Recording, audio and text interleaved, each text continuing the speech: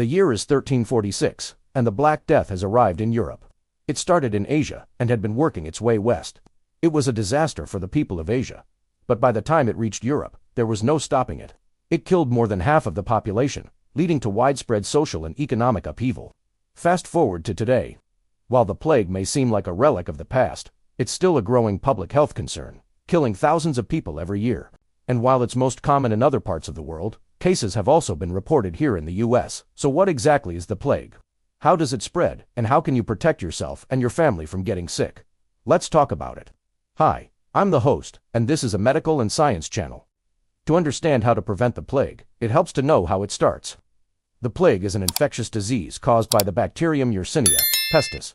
And while you probably won't get too many chances to see it outside of a lab, the bacteria are small, gram-negative Coccobacilli, if that means anything to you. But knowing what the bacteria looks like doesn't really help us much with prevention.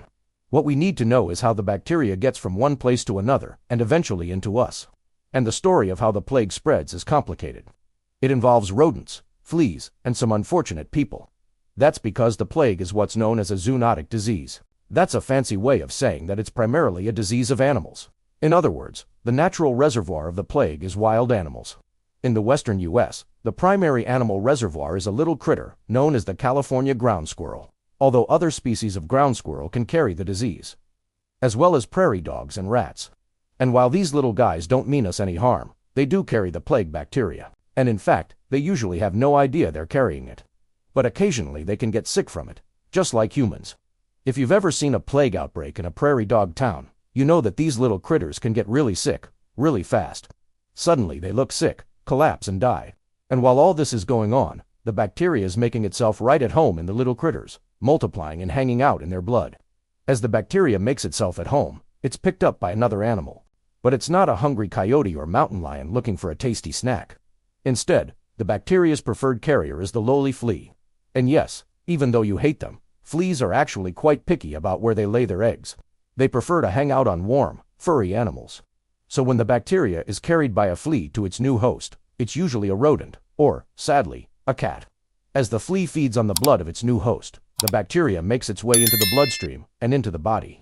Once there, it multiplies and spreads throughout the lymphatic system. It's at this point that the plague starts to cause symptoms. And depending on the strain of the bacteria and the health of the host, those symptoms can range from mild to life-threatening. Even though the plague has a lot of names, bubonic, septicemic, and pneumonic, they all refer to different severity of the same disease. The bubonic form of the plague is what most people think of when they hear the word plague. It's characterized by painful swelling of the lymph nodes, called buboes, which are warm to the touch and incredibly painful. They occur wherever the infected lymph vessels pass close to the surface, most commonly in the groin, armpit, and neck. In addition to buboes, patients usually experience fever, chills, and headache, often accompanied by nausea, vomiting, and diarrhea. The swelling can be severe and debilitating, and if left untreated, the bacteria can spread to other parts of the body through the bloodstream, leading to the second type of plague, septicemic plague. As the name implies, this form of the plague is characterized by bacteria multiplying in the blood. Septicemic plague can cause a range of symptoms from fever and chills to shock and organ failure. It's often associated with gangrene, which can affect the extremities and internal organs. When the plague affects the lungs, it's known as pneumonic plague. This is the most deadly form of the disease, both for the patient and for anyone who comes into contact with them. That's because it can spread easily through respiratory droplets produced when an infected person coughs or sneezes. Pneumonic plague is characterized by fever, chills, difficulty breathing, coughing, bloody sputum, and chest pain. It progresses rapidly and can be fatal within a few days. Now, as you probably already know, the plague isn't new. It first appeared in 1855 and has been around ever since. In fact, it's still considered a global health problem, occurring mainly in Africa, India, Central Asia, and the southwestern U.S. and the U.S. Plague cases are most common in the southwestern states, especially Arizona and New Mexico.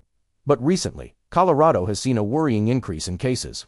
Between 2000 and 2015, only 2 cases were reported. But since then, cases have been reported almost every year, with 5 cases reported in 2022 alone.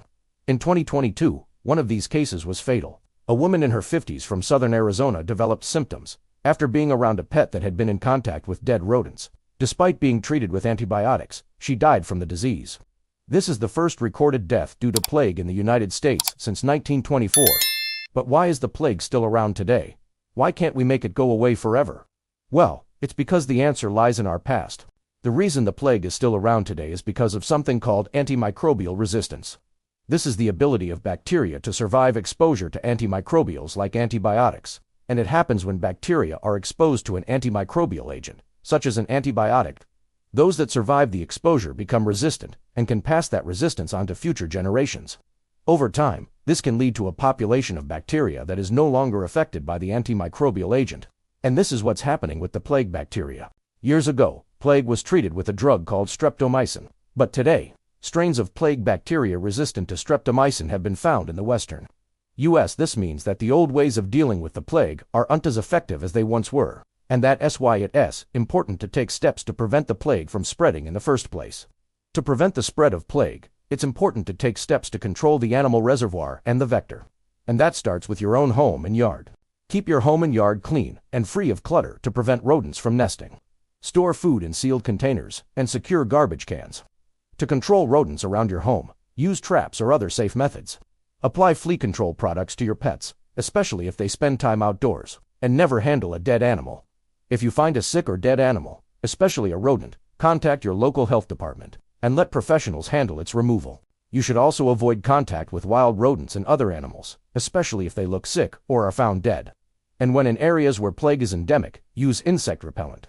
If you or a loved one develops symptoms of plague, seek medical attention immediately. The plague is treatable with antibiotics, but early diagnosis is key to a full recovery. The recent death from plague in Arizona is a reminder that this ancient disease is still a current public health concern. But by understanding its origins and taking preventive measures, we can significantly reduce our risk of infection. So what should you take away from this video? First, the plague is still out there, and it can be deadly. Second, it's transmitted by fleas living on rodents. And third, you can protect yourself and your family by following a few simple tips. I hope you enjoyed this episode. Be sure to check out this episode on another deadly infectious disease that was thought to be gone forever: tuberculosis. Thanks for watching.